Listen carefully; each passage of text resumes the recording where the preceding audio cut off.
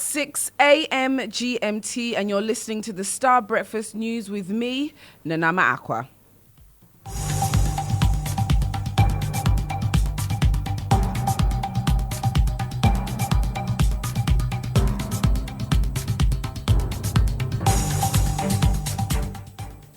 Coming up, National Council of Parent-Teacher Association of Ghana commences independent investigation into circumstances leading to death of 18-year-old final student of O'Reilly Senior High School. Also coming up, Ministry of Health assures public that malfunctioned maternity and radiology elevators at Kolebu Teaching Hospital will soon be fixed. The chief executive told me, he said that they are also under request. I mean, there are technicians putting them together. Kolebu is a facility that is constantly under use. And later in the bulletin, Forestry Commission insists security intelligence operatives have locus to determine persons behind Galamsey as it shies away from confirming names of politically exposed persons engaging in the act. We've got this and more coming up.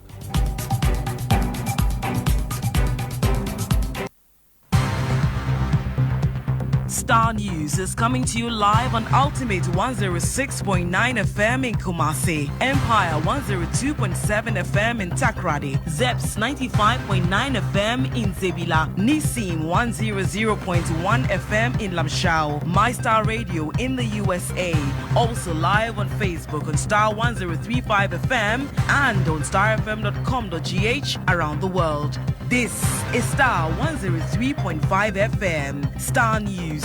Informed, in depth, in touch. This is the Star Breakfast News with myself, Nanama Acquah. Now, the academic community is still grappling with shock over the stabbing of an 18-year-old final year student of O'Reilly Senior High School. The deceased, Edward Bokete Saki, reportedly died on Monday after being stabbed in the chest during an altercation with a classmate. According to reports, the deceased and his colleague were arguing over whose father is richer. Deputy PRO of the National Association of PTA Council, Irene Sam, tells Star News the association will commence investigations into the bizarre incident. We as a council, we are also doing our own investigation and then look at how best we can come in. So we are in the middle here, the school management and then the parents fund. So we will make sure that we help out so that this issue can be resolved, and then justice could also be said. This is a criminal case here. So justice must definitely be served, and that's what we are looking at for. And this must also serve as a deterrent to some of the students abroad. Normally, we hear of such things happening to Form 3 students. When they are about to complete, they try to get into all forms of violence here and there. So some of these things can be a deterrent to them to make sure that they comport themselves and complete their school in safety. Now, the Ministry of Health has assured the public that the malfunctioned elevators at the maternity and radiology elevators at the Kolebu Teaching Hospital will soon be fixed. Checks by Star News confirm claims by ranking member of the Health Committee, Kwabena Minta Akando, that several lifts at the hospital are not working. Now, patients and staff are forced to use stairs, causing delays and discomfort. Speaking to Star News Deputy Minister for Health, Alexander Acquah, reveals that government is working to bring back the Kolebu Teaching Hospital to its glory days.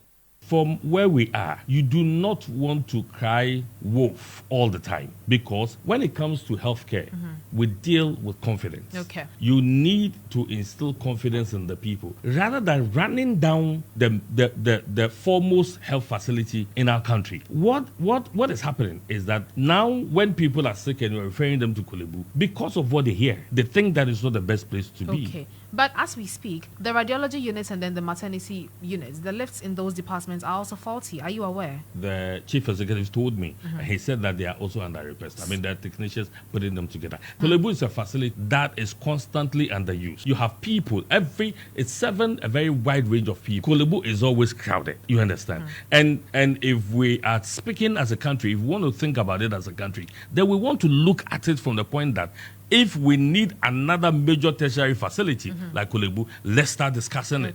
Because Kolebu has been in existence for how long? What kind of expansion have we had? You understand? So you do not make this government look bad as if we do not care about the people because Kolebu's left a spot.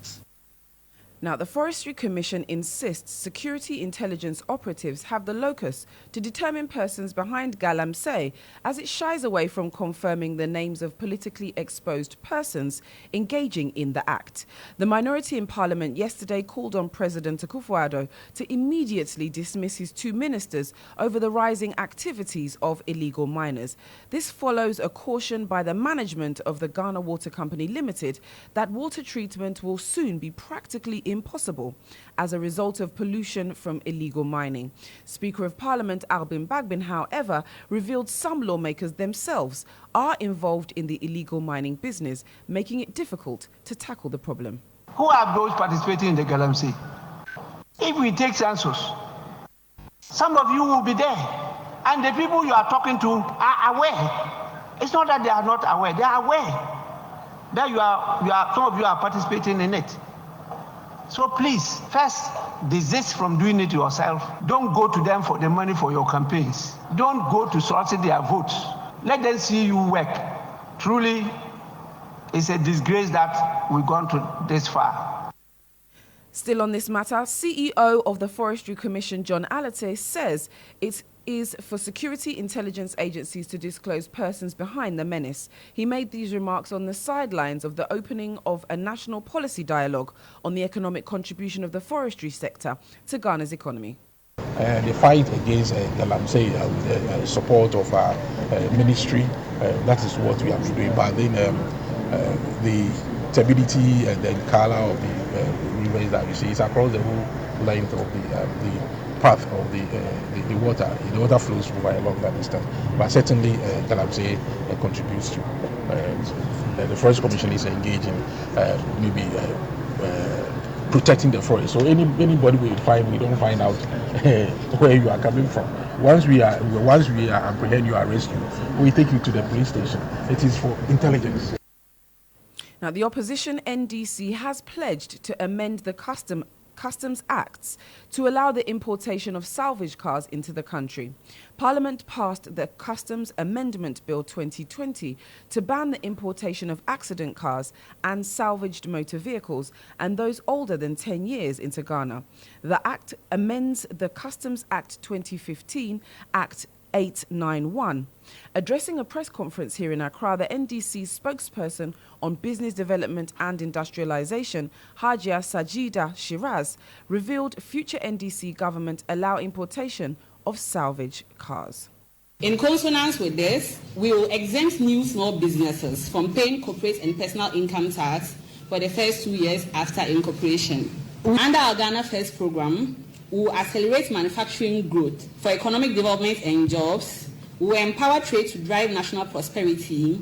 We will promote exports to expand global market reach, and we will structure and formalize the informal economy for sustainable economic development and to enhance the business environment for seamless operations.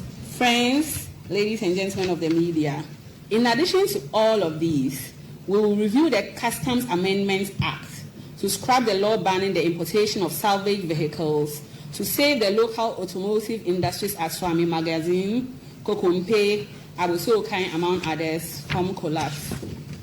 We will leverage green technologies for entrepreneurship by promoting the assembly and use of electric vehicles and clean energy for commercial and residential use.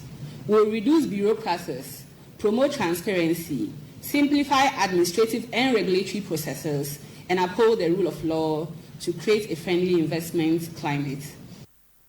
Well, that's what we have for the Star Breakfast News with me, Nanama Acquah. Do stay for the morning show. And for more news updates, click on starfm.com.gh. Have a wonderful day.